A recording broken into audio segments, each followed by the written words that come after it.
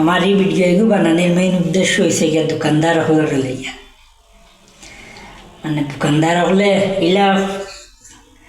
ভিডিওগুলো খুব বেশি পরিমাণ শেয়ার করবা, কারণ হয়েছে গিয়ে দোকানদার কিছু বাই ইন্টার কাছে যাবা খান জরুরত দোকানও বাকি সবাই কোন বেটায় সুদে টাকা লয় ও বলা কিছু দোকানদার দুই একজন মোর দরকার বাইলে যে কেউ জানা থাকে যে দোকানদার হলে বাকি সবাই সুদের বাদে হিসাব করে টাকা লয়, তো ওটা কিছু দুই একজন দোকানদারের নম্বর মরে দিও কোন হিসাব করে টাকাটা লই আমি ওলা হিসাব করে মানুষ একজনকে টাকা দিতে মারি।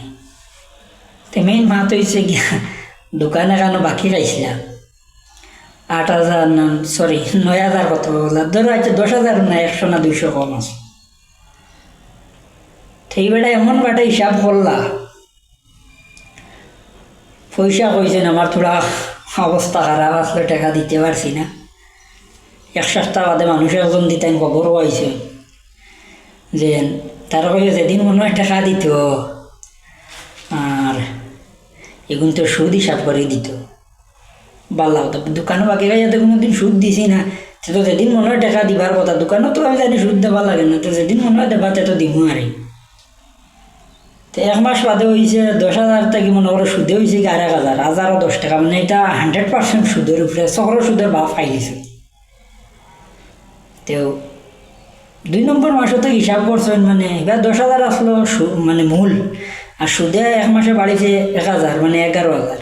তখন 11,000-এ ডেইলি 110 টাকা হিসাব করছে।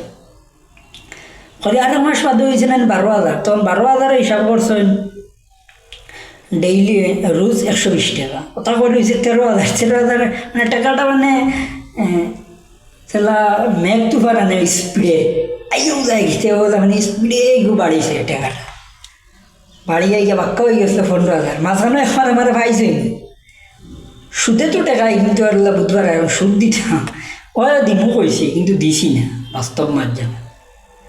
কিন্তু তাই না আমার কাছ থেকে বহুত টাকা পয়সা নিয়ে কারবার করছো, এটা আমার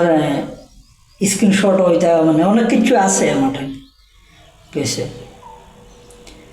তো একদিন মানে আমার মানুষে আমরা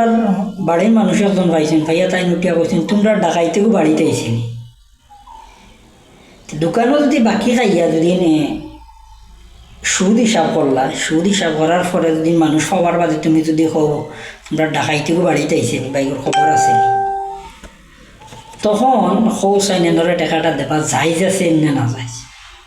আমার হিসাবে এই না টাকা হইতা না, তেনরা টাকা দিতাম না। আল্লাহ হাফিজ।